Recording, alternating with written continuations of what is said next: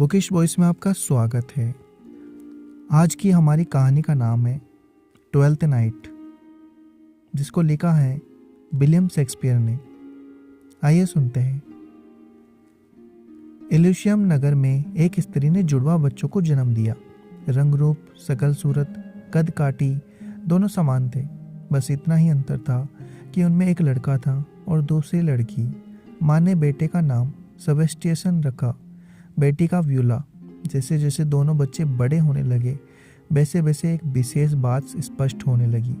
प्रकृति ने दोनों बच्चों को एक ही किस्मत लिखी थी। कुदरत के इस करिश्मे को देखकर सभी अचंभित थे। धीरे धीरे समय बीतता गया, दोनों बच्चे युवा हो गए। फिर एक दिन ऐसा भी आया जब वे दोनों जलयान पर सवार होकर विदेश यात्रा के लिए चल पड़े। लेकिन अभी वे नगर से कुछ ही दूर गए थे कि समुद्र में भयंकर तूफान आ गया। लहरों के प्रचंड प्रहारों से जहाज डगमगाने लगा। नाविकों ने उसे सुरक्षित निकाल ले जाने की बहुत कोशिश की, परंतु सब व्यर्थ गया। कुछ ही पलों में वह जहाज का एक विशाल चट्टान से टकराकर टुकड़े टुकड़े हो गया। इस दुर्घटना में कई यात्री समुद्र की लहरों में समाकर काल के ग्रास बन गए। अनेक लोग तैरते हुए इधर उधर बह गए, परंतु विधाता ने भाई बहन दोनों का जीवन सुनहरी कलम से लिखा था। उनका जीवन अविशेष था। वे इस दुर्घटना में सुरक्षित बच गए, लेकिन एक दूसरे से बिछड़ गए। पानी में डूबता तैरता सेबेस्टियन लकड़ी के एक तख्त के नीचे जा पहुंचा। वह तख्ता उसके जीवित रहने का एकमात्र साधन था, अतः उसने उसे मजबूती से पकड़ लिया। लहरों के थपेड़े खाता वह तख्ता पानी पर तैरने लगा। स्वयं को सुरक्षित पाकर उसने अपनी बहन व्यूला की याद आई। उसने बेचैन होकर इधर उधर देखा। तभी उसे एक नाव दिखाई दी जिस पर कुछ मल्लाह सवार थे। वे एक लकड़ी को जल से नाव पर खींच रहे थे। वह लड़की व्यूला ही थी। उसने आवाज लगाने की बहुत कोशिश की, लेकिन नाव के दूर होने तथा लहरों के शोर के कारण उसकी आवाज दबकर रह गई। फिर भी उसे बहुत संतोष था, उसकी बहन सुरक्षित बच गई थी। यदि जीवन रहा तो वह उससे फिर मिलेगा। यह सोचकर उसके मन में एक नई शक्ति का संचार हुआ और वह तख्ते को किनारे की ओर खेने लगा। इधर व्यूला ने भी बाई को सुरक्षित देख लिया था। उसके मन में भी बाई से फिर से मिलने की आशा जाग उठी। इस प्रकार तूफान ने दोनों भाई बहन को एक दूसरे से अलग कर दिया। बचे हुए यात्रियों को लेकर नाव किनारे पर पहुंची और सभी ईश्वर का धन्यवाद करते हुए एक एक कर उतरने लगे। लेकिन व्यूला जहाज के कप्तान के पास गई और धीरे से बोली, श्रीमान, मेरा भाई मेरी जिंदगी का एकमात्र सहारा था, परंतु तूफान ने उसे मुझसे छीन लिया। न जाने वह कहाँ और किस हाल में होगा। मैं ईश्वर से सिर्फ इतनी प्रार्थना कर सकती हूँ कि वह जहाँ भी रहे खुश और स्वस्थ रहे।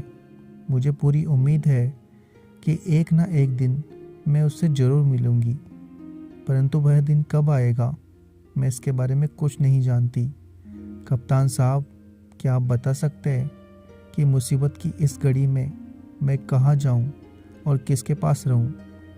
कप्तान दोनों भाई बहन को पहले ही दिन से पिता के समान चाहने लगा था। उसने व्यूला के सिर पर हाथ फेरा और प्रेम भरे प्रकाश में बोला, बेटी, मैं जहाज का कप्तान हूँ। मेरा कोई ठिकाना नहीं है। आज यहाँ तो कल वहाँ। मेरी सारी जिंदगी इस प्रकार सफ़र में निकल गई है, इसलिए चाहकर भी तुम्हें अपने पास नहीं रख सकता। लेकिन तुम पास के द्वीप पर चली जाओ। वहाँ ओर्सिनो नाम बड़ा ही धर्मात्मा और दयालु राजकुमार रहता है। वह युवा है, फिर भी अभी तक उसने विवाह नहीं किया है। क्या मैं जान सकती हूँ कि उसने विवाह क्यों नहीं किया? व्यूला ने पूछा। वह राजकुमार ओलिविया नामक एक युवती से प्रेम करता है। वह भी उससे बहुत प्रेम करती है। ओलिविया का एक छोटा भाई था। वह उसे अपने प्राणों से अधिक प्रिय था, लेकिन 6 महीने पहले उसका भाई रोगी होकर काल का ग्रास बन गया। भाई की मृत्यु ने उसके मन पर ऐसा गहरा आघात किया कि उसने स्वयं को एक कमरे में बंद कर लिया। तभी से वह सभी सुख त्याग कर उस कमरे में बंद रहती है। वह कभी भी अपने दिल से बाई की याद को नहीं निकाल सकी। यही कारण है कि वह ना तो किसी से मिलती जुलती है और ना ही स्वयं पर किसी पुरुष की छाया पड़ने देती है। इसी के चलते उसने स्वयं को राजकुमार से भी दूर कर लिया। इधर राजकुमार दिन रात उसके लिए तड़पता रहता है। व्योला दुखी स्वर में बोली, ना जाने मुझे भी मेरा भाई मिलेगा या नहीं। उसके बिना जीवित रहना बहुत कठिन है। कप्तान साहब, आपने जिस ओलिविया के बारे में बताया है, मैं भी उसकी तरह भाई के बिछोह से दुखी हूँ। यदि आप मुझे उस तक पहुँचा दे तो मैं आपका उपकार कभी नहीं भूलूंगी। मुझे पूरा विश्वास है कि अपने भाई की मृत्यु के दुख में डूबी ओलिविया मेरे मन की पीड़ा को जरूर समझेगी और सेबेस्टियन को ढूंढने में मेरी पूरी सहायता करेगी। कुछ देर सोचने के बाद कप्तान बोला, बेटी, शायद तुम ठीक कह रही हो, लेकिन उससे मिलना इतना सरल नहीं है। बिना परिचय के वह किसी से नहीं मिलती। उचित यही होगा कि तुम राजकुमार के पास जाओ। वह तुम्हारी कोई ना कोई सहायता जरूर करेगा और तुम्हें तुम्हारा भाई मिल जाएगा। व्योला को यह परामर्श सही लगा। उसने कप्तान से विदा ली और राजकुमार से मिलने चल पड़ी। कुछ दिनों की यात्रा के बाद वह द्वीप पर जा पहुंची। उसने एक देहाती युवक का वेश बनाया और राजकुमार के पास नौकरी करने लगी। सभी उसे सिसेरियो के नाम से जानते थे। जुड़वा होने के कारण वह बिल्कुल अपने भाई जैसी दिखाई देती थी। ऊपर से पुरुष वेश ने उसे पूरी तरह से सेबेस्टियन की तरह बना दिया था। चूंकि वह प्रत्येक कार्य में निपुण थी, इसलिए शीघ्र ही उसने अपने सेवा भाव से राजकुमार का मन जीत लिया।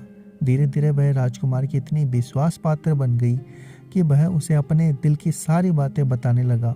उसने उसे अपने प्रेम संबंधों के बारे में भी विस्तार से बताया और उससे सहायता करने के लिए कहा। परंतु अब तक व्योला स्वयं भी राजकुमार से प्रेम करने लगी थी।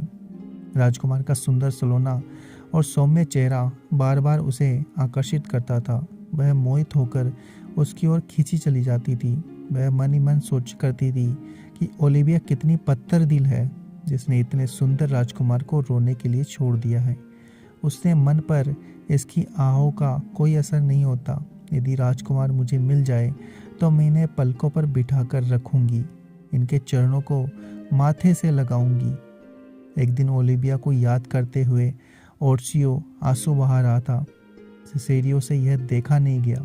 वह उसके पास आया और स्नेह भरे स्वर में बोला, राजकुमार, आप दिन रात ओलिविया का गुणगान करते हुए आंसू बहाते रहते हैं। इसके चलते न जाने आपको खाने पीने की सुध भी रहती है या नहीं, काम में आपका मन लगता है या नहीं। मुझसे आपकी यह दशा देखी नहीं जाती। आखिर यो कब तक आप उसे याद करके स्वयं को दुखी पहुंचाते रहेंगे? आप तो उसके नाम की माला जपते रहते हैं, लेकिन क्या उसने कभी आपकी फिक्र की है? मुझे लगता है कि उस पत्थर दिल पर आपकी प्रार्थनाओं का कोई असर नहीं होगा। राजकुमार तड़पते हुए बोला, सिसेरियो, शायद ईश्वर ने स्त्रियों का मन ही पत्थर का बनाया है, इसलिए उनका दिल दुख भरी आहों से भी नहीं पसीजता। एक और तो पुरुष अपना सब कुछ स्त्री पर न्यौछावर करके भी स्वयं को ऋणी मानते हैं, वही दूसरी ओर पत्थर दिल नारी को उनकी भावनाओं और जज्बातों से कोई सरोकार नहीं होता। राजकुमार के मुंह से स्त्रियों के लिए कठोर वचन सुनकर सिसेरियो का दिल तड़प उठा। उसने पुरुष का बेस बना रखा था, लेकिन वास्तव में वह थी तो नारी ही। वह राजकुमार को बताना चाहती थी कि हर नारी का दिल पत्थर का नहीं होता।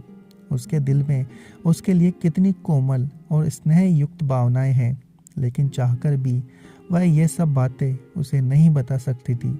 काश वह विवश न होती तो अपना दिल निकाल कर दिखा देती कि वह उसे कितना प्रेम करती है। राजकुमार फिर से बोला, इस दुनिया में स्त्री के प्यार पर विश्वास करना सबसे बड़ी मूर्खता है। उसका प्यार चंचल हिरणी की तरह होता है, जो कभी किसी एक स्थान पर नहीं टिकती। इस बार सिसेरियो अपने आप को नहीं रोक पाया। आखिरकार उसके मन की बात जवान पर आ ही गई। वह थरथराते होठों से बोला, राजकुमार, इस प्रकार नारी के प्यार का अपमान ना करे। आप नहीं जानते नारी का प्यार कितना महान होता है। यदि मैं स्त्री होता तो बता देता कि नारी का प्यार आसमान से भी ऊंचा और अनंत होता है। उसके सामने संसार के सभी सुख छोटे प्रतीत होते हैं। मुझे इसके बारे में बहुत गहरा अनुभव है। राजकुमार आश्चर्य में बोला, ये क्या कह रहे हो सिसोरियो? क्या तुम अपनी बात का प्रमाण दे सकते हो? उचित समय की प्रतीक्षा करें राजकुमार, एक दिन मैं इस बात का प्रमाण सहित सिद्ध कर दूंगा, सिसेरियो ने आत्मविश्वास के साथ कहा। सिसेरियो, मेरे लिए ओलिविया ही प्रत्यक्ष प्रमाण है। यदि तुम उसके मन में मेरे लिए पुनः प्रेम उत्पन्न कर दो तो मैं तुम्हारी बात मान लूंगा। मुझे तुम्हारे अंदर वह शक्ति दिखाई दे रही है जिसे तुम ओलिविया को मोह कर मेरे पास ला सकते हो। मित्र, तुम उसके पास मेरे प्रेम का संदेश लेकर जाओ और उसे मेरी वास्तविक स्थिति से अवगत कराओ। मुझे पूरा विश्वास है कि उसका पत्थर दिल अवश्य पिघल जाएगा। यदि तुमने ऐसा कर दिया तो मैं तुम्हारा एहसान जिंदगी भर नहीं भूलूंगा। राजकुमार ने उसके हाथ पकड़कर विनती की। वियोला के मन पर जैसे किसी ने तलवार से पार किया हो। इस आघात ने उसके चेहरे को पीड़ा से भर दिया। जिसे वह दिलो जान से प्यार करती थी, उसका प्रेम संदेश दूसरी युवती के पास ले जाने की कल्पना तक उसका दिल टुकड़े टुकड़े हो गया। अपने प्रेमी को दूसरे के हाथ सौंपने की बाद उसे अंदर ही अंदर बुरी तरह से कचोटने लगी। कितनी विकट स्थिति उत्पन्न हो गई थी। न चाहते हुए भी इस कार्य के लिए उसे ही चुना गया था, परंतु वह राजकुमार को दिल से चाहती थी। उसके लिए उसकी खुशी ही सबसे अधिक महत्व रखती थी। सच्चा प्यार भी वही होता है जिसमें आप अपने प्यार की अधिक परवाह करते हैं। इसलिए सीने पर पत्थर रखकर वह ओलिविया के पास जा पहुंची और राजकुमार की व्यथा बताते हुए बोली, राजकुमारी, वे आपके बिना पल पल मर रहे हैं। उनकी आंखें हमेशा आंसुओं से भीगी रहती है। उन्हें ना तो खाने पीने का होश रहता है, ना ही सोने जागने का। वे आपसे बहुत प्यार करते हैं। यदि आप उन्हें नहीं मिली तो वे ऐसे ही घुट घुट कर अपने प्राण त्याग देंगे। प्राण रक्षा करें, इसी में आपकी और उनकी भलाई है।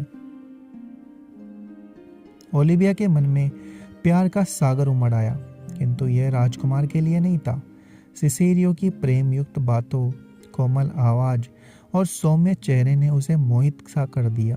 चूंकि सिसेरियो पुरुष वेश में था, इसलिए वह उसे पुरुष समझकर मन ही मन प्रेम करने लगी। उस पर सिसेरियो का जादू ऐसा चला कि वह भाई के दुख को भी भूल बैठी। उसने सिसेरियो का हाथ पकड़ लिया और प्रेम पूर्वक उसे चूमने लगी। सिसेरियो ओलिविया के मन के भावों को समझ गया। उसने हाथ पीछे खींच लिया और पुनः उसका मन राजकुमार की ओर मोड़ने का प्रयत्न करने लगा। पानी की धारा का मुख तो मोड़ा जा सकता है, किंतु समुद्र का रास्ता मोड़ना असंभव होता है। ऐसा ही कुछ ओलिविया के साथ भी हुआ। सिसेरियो उसे जितना राजकुमार के बारे में बताता है, उतना ही वह उसकी ओर आकर्षित होती जाती है। अंत में वह विनम्र स्वर में बोली, युवक, तुम मेरी ओर से राजकुमार से क्षमा मांग लेना। उन्हें कह देना कि वे मेरे लिए इतने दीवाने ना हो। मैं उनके योग्य नहीं हूँ, इसलिए वे मुझे भूल जाए। मैं कभी उनकी नहीं हो सकती। आखिर सिसेरियो उसे समझा समझा कर हार गया। निराश होकर राजकुमार के पास वापस लौट आया। सिसेरियो के बाद ओलिविया का मन बेचैन हो गया। ऐसा लगने लगा मानो कोई उसका मन निकाल कर ले गया हो। बार बार उसकी आंखों के सामने सिसेरियो का चेहरा घूमने लगा। कानों में उसी की मधुर आवाज गूंजने लगी। वह उससे पुनः मिलना चाहती थी, लेकिन उसे कोई रास्ता नजर नहीं आया। इसी प्रकार सारी रात कट गई। सुबह कुछ सोचकर उसने कागज कलम उठाई और सिसेरियो के नाम एक पत्थर लिखने लगी। प्रिय सिसेरियो, मैं अपने आप में डूबी हुई चुपचाप दिन काट रही थी। मुझे किसी से कोई मतलब नहीं था, लेकिन कल तुम बारिश की बूंदों की तरह आए और मुझे अपने प्रेम से पूरी तरह भिगो दिया। तुम्हारी बातों ने मेरे मन में विचारों की उथल पुथल पैदा कर दी। राजकुमार का संदेश लेकर तुम मेरे पास क्यों आए थे? तुम तो चले गए। साथ में मेरा सुख, चैन और मन चुरा कर ले गए। तुम्हारे साथ बीता हुआ एक एक पल मुझे याद आ रहा है। तुमसे मिलने के बाद मैं तुम्हारी हो गई हूँ। प्रियतम, अगर तुम्हारे दिल में मेरे लिए जरा सी भी दया है तो एक बार आकर मेरी आंखों को तृप्त अवश्य करो। मैं पलके बिछाए बड़ी बेसब्री से तुम्हारी प्रतीक्षा कर रही हूँ। तुम्हारी ओलिविया। पत्र लिखने के बाद उसने अपने एक विश्वस्त सेवक के हाथों वह संदेश सिसेरियो तक पहुंचा दिया। पत्र फटकर एक पल के लिए सिसेरियो भुचक्का रह गया, फिर जोरदार ठहाका लगाकर हंसने लगा। उसके मन में ओलिविया के लिए सहानुभूति उमड़ आई। उसकी कोमल भावनाओं पर उसे दया आने लगी। यह वही ओलिविया थी जो पुरुष के साय से भी दूर रहती थी, परंतु आज एक स्त्री के प्रेम में पड़कर सुध-बुध खो बैठी थी। लेकिन यह मजाक का विषय नहीं था। इससे स्थिति और भी गंभीर हो सकती थी। यही सोचकर व्यूला पुनः ओलिविया के पास गई और समझा बुझाकर उसका मन अपनी ओर से हटाने का प्रयत्न करने लगी। लेकिन अनेक प्रयत्न करने के बाद भी वह उसकी दीवानगी दूर नहीं कर सकी। अंत में थक हार कर वह महल की ओर लौट पड़ी। जैसे ही व्यूला ओलिविया के घर से बाहर निकली, उसका सामना एक शराबी से हो गया।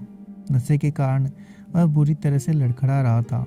उसने व्यूला का मार्ग रोक लिया और उत्तेजित होते हुए बोला, अच्छा, तो तुम ही वह व्यक्ति हो जिसके हाथ राजकुमार अपनी प्रेम संदेश ओलिविया तक पहुंचाता है। मैं ओलिविया से प्रेम करता हूँ। वह सिर्फ मेरी है, उसे कोई मुझसे छीन नहीं सकता। अगर राजकुमार सोचता है कि वह तुम्हें बेचकर ओलिविया के मन में अपने लिए प्रेम पैदा कर लेगा तो यह उसकी भूल है। मैं अभी तुम्हें इसका मजा चखाता हूँ। इसके बाद मैं उस राजकुमार को सबक सिखाऊंगा। यह कहकर शराबी ने तलवार निकाल ली और सिसेरिया की ओर लपका। उसे अपनी ओर आते देख सिसेरिया के होश उड़ गए। आखिर थी तो वह एक लड़की ही। वह भला उस शराबी का सामना कैसे कर पाती। डर से उसका चेहरा पीला पड़ गया। वह पसीने से नहा उठी। वह सहायता के लिए चिल्लाना ही चाहती थी कि तभी उसे एक पुरुष की आवाज़ सुनाई दी। घबराओ मत सेबेस्टियन, मैं अभी इस दुष्ट को सीधा करता हूँ। अपने भाई का नाम सुनकर व्यूला चौंक पड़ी। उसने पलटकर देखा तो गली के कोने से एक व्यक्ति तेज तेज चलता हुआ आ रहा था। वह व्यूला के लिए अजनबी था। पास आते ही उस अजनबी ने शराबी का हाथ पकड़ लिया और उसके साथ भिड़ गया। पलक पलक झपकाते ही उसने शराबी की तलवार छीन ली और उसे लात घूंसों से मारने लगा। अचानक घटी इस घटना ने व्यूला को बेसुध सा कर दिया। इससे पहले कि वह कुछ कर पाती, दो सैनिकों ने आकर अजनबी के हाथों में हथकड़ी पहना दी और उसे घसीटकर थाने ले जाने लगे। अजनबी चीखते हुए बोला, देख क्या रहे हो सेबेस्टियन, मेरी मदद करो। व्यूला को जैसे कुछ सुनाई दे रहा था। वह एकटक उस अजनबी को देख रही थी। अजनबी उसे पुनः पुकारा, सेबेस्टियन, इस प्रकार भूत बनकर क्यों खड़े हो? मेरी मदद करो। भूल गए मैंने तुम्हें समुद्र में से निकालकर तुम्हारी रक्षा की थी। इस समय भी मैं तुम्हारी प्राण रक्षा के लिए ही इस शराबी से उलझा था, लेकिन मेरी मदद करने के बदले तुम चुप खड़े हो। अजनबी की बात सुनकर व्यूला जैसे नींद से जागी। उसकी चेतना लौटने लगी। धीरे धीरे उसके मस्तिष्क में सारी स्थिति स्पष्ट होने लगी। वह समझ गई कि यह अजनबी अवश्य उसके भाई का मित्र है। इसका मतलब यह था कि उसका भाई अभी जीवित है। यह सोचकर उसका मन प्रसन्नता से भर उठा। लेकिन उससे पूर्व यह सैनिकों को कुछ वह पाती, वे उससे घसीटते हुए बाहर से ले गए। व्यूला ने इधर उधर देखा। तब तक शराबी भी बाहर से 9-2-11 हो चुका था। कहीं वह ना लौट आए, यह सोचकर व्यूला तेजी से आगे बढ़ गई। जैसे ही व्यूला गली से बाहर निकली, वैसे ही दूसरे छोर से सेबेस्टियन ने गली में प्रवेश किया।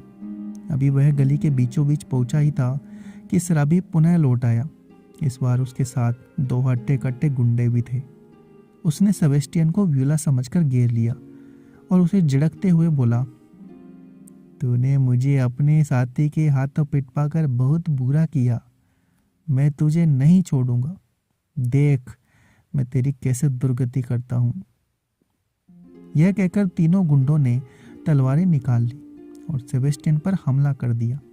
लेकिन सेबेस्टियन भी एक उत्कृष्ट कोटि का तलवारबाज और बड़ा ही चुस्त लड़ाका था। यह उनके बार बचा गया और तेजी से अपनी तलवार निकालकर उनका सामना करने लगा। देखते ही देखते उसने तीनों की तलवारें काट डाली और मार मार कर उन्हें भगाने के लिए विवश कर दिया। तब तक शोर शराबा सुनकर ओलिविया भी बाहर आ गई। सेबेस्टियन को अकेले तीनों गुंडों को धूल चटाते देख वह बुरी तरह उस पर आसक्त हो गई। वह उसे सिसोरियो समझ रही थी। उसने उसका हाथ पकड़ा और उसे प्रेम पूर्वक अपने महल के अंदर ले आई। सेबेस्टियन बड़ा हैरान था कि इस शहर में नया होने के कारण वह ना तो किसी को जानता था, ना ही पहले कभी आया था। फिर भी बिना किसी कारण के वे गुंडे उसे लड़ने को उतावले हो रहे थे। इसके बाद एक अनजानी राजकुमारी उस पर स्नेह और प्रेम की वर्षा कर रही थी। इन सब ने उसे सोच में डाल दिया। वह उसे जितना सुलझाने की कोशिश करता उतना ही और उलझ जाता था। धीरे धीरे ओलिविया के प्रेम ने सेबेस्टियन पर अपना असर दिखाना शुरू कर दिया। वह सोचने लगा कि शायद मेरी वीरता और सुंदरता देखकर यह युवती मुझसे प्रेम करने लगी है। उसका मन भी ओलिविया की ओर आकर्षित होने लगा। वह उसके प्रेम का प्रत्युत्तर प्रेम से देने लगा। ओलिविया भी उसका व्यवहार देखकर आश्चर्यचकित हो रही थी। कुछ देर पहले तक सिसेरियो उससे दूर रहने की बात कर रहा था, लेकिन अब उसके प्रति प्रेम प्रदर्शित कर रहा था। उसमें यह परिवर्तन देखकर ओलिविया बहुत प्रसन्न हुई। अंततः सिसेरियो भी उसे प्रेम करने लगा था। उसकी मन की मुराद पूरी हो गई थी। उधर थाने में सैनिक उस अजनबी से पूछताछ कर रहे थे। तुम्हारा नाम क्या है, क्या करते हो? मेरा नाम एंटोनियो है, मैं एक जहाज का कप्तान हूँ, उसने शालीनता से उत्तर दिया। तुम उस शराब के साथ क्या कर रहे थे? वह मित्र सेबेस्टियन को मारने वाला था। उसे बचाने के लिए मैंने उसे शराबी से लड़ाई की। अगर वह तुम्हारा मित्र था तो तुम्हारे पुकारने पर वह कुछ बोला क्यों नहीं? सिपाही ने अगला प्रश्न किया। एंटोनियो का चेहरा गुस्से से लाल हो गया। वह भभकते हुए बोला, जब वह समुद्र में डूब रहा था तब मैंने उसके प्राण बचाए, उसे अपने जहाज पर शरण दी, उसकी सुख सुविधाओं का ध्यान दिया। आज भी उसे बचाने के लिए मैंने अपने प्राण संकट में डाले, लेकिन मुझे नहीं पता था कि वह मक्कार और कृतज्ञ है। अब तुम क्या करोगे? मैं इस शख्स में परदेसी हूँ। मेरा इरादा किसी को नुकसान पहुँचने का नहीं था। मैंने जो कुछ किया बचाव में किया। अब आप पर निर्भर करता है कि इसके लिए मुझे दंड दो या छोड़ दो। एंटोनियो ने शांत स्वर में कहा। उसकी विनम्रता देखकर सैनिक बड़े प्रभावित हुए और उसे चेतावनी देकर छोड़ दिया। सेबेस्टियन की दगाबाजी ने एंटोनियो के मन में आग लगा दी। वह उससे प्रतिशोध लेने के लिए तड़प रहा था। उसने निश्चय कर लिया था कि चाहे कुछ भी हो जाए वह उसे सबक सिखाकर रहेगा। वह शीघ्रता से उस स्थान पर जा पहुंचा जहां से उसे बंदी बनाया गया था, लेकिन सेबेस्टियन का दूर दूर तक कोई पता नहीं था। इधर सिसेरियो अभी तक महल में नहीं पहुंचा था। राजकुमार को उसकी चिंता होने लगी। जब बहुत देर हो गई उसे ढूंढते हुए वह ओलिविया के घर पहुंचा। घर के अंदर प्रवेश करते ही उसकी आंखें फटी की फटी रह गई। उसने देखा सिसेरियो पलंग पर शॉल लपेटे बैठा हुआ था। पास ही ओलिविया बैठी हुई उसे अपने हाथों से फल खिला रही थी। यह दृश्य देखकर राजकुमार का रोम रोम जल उठा। उसने स्वप्न में भी ऐसी कल्पना नहीं की थी। वह गरजते हुए बोला, सिसेरियो विश्वासघाती, मैंने तुझे अपना राजदार बनाकर ओलिविया के पास भेजा था ताकि तू उसके दिल में मेरे लिए प्रेम पैदा कर सके, लेकिन तू अपनी ही दाल गलाने लगा। ऐसा करते हुए तुझे लज्जा नहीं आई? तू भूख से तड़पते हुए मेरे पास आया था। मैंने तुझे खाना दिया, नौकरी दी, यहाँ तक कि तुझे मित्र की तरह समझा, परंतु तूने मेरी पेट में ही छुरा घोंप दिया। राजकुमार की जली कटी सुनकर सेबेस्टियन भी गुस्से में भर आया और पलंग से खड़े होते हुए बोला, कौन है तू जो इस तरह से मुझे अपशब्द बोल रहा है? किसने कहा कि मैं तेरे पास भूख से पीड़ित होकर आया था? लगता है तेरा दिमाग फिर गया है, इसलिए मुझे सिसेरियो के नाम से पुकार रहा है।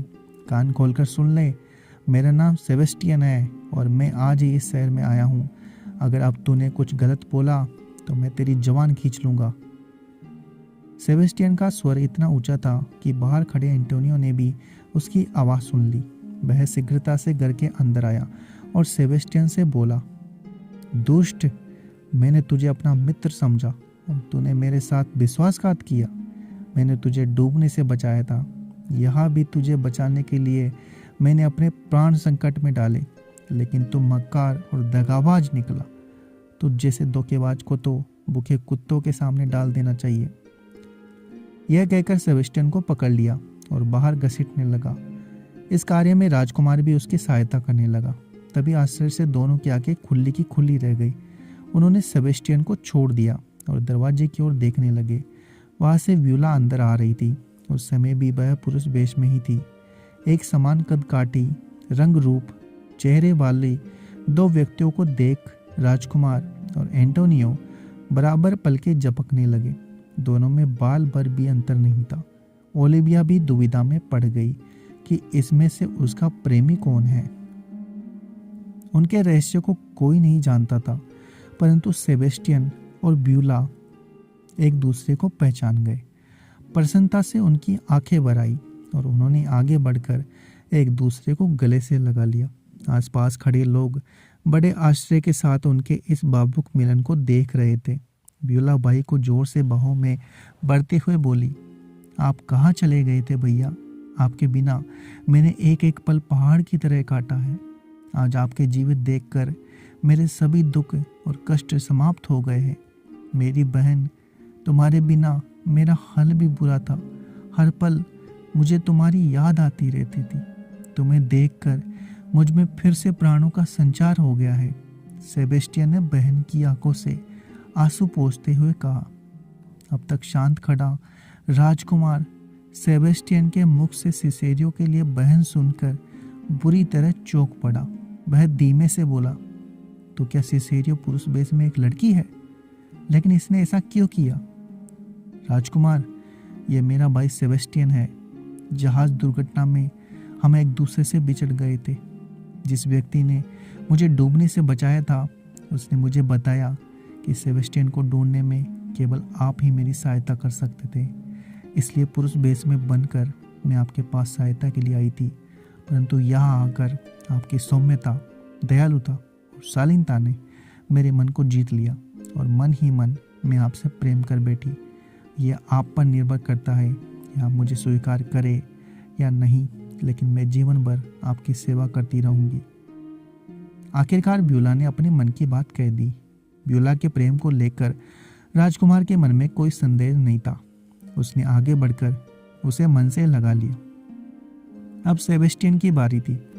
वह ओलिविया से बोला, जब मैं डूब रहा था तब एंटोनियो ने मुझे बचाया था। मैं इसका उपकार जिंदगी भर नहीं भूल सकता।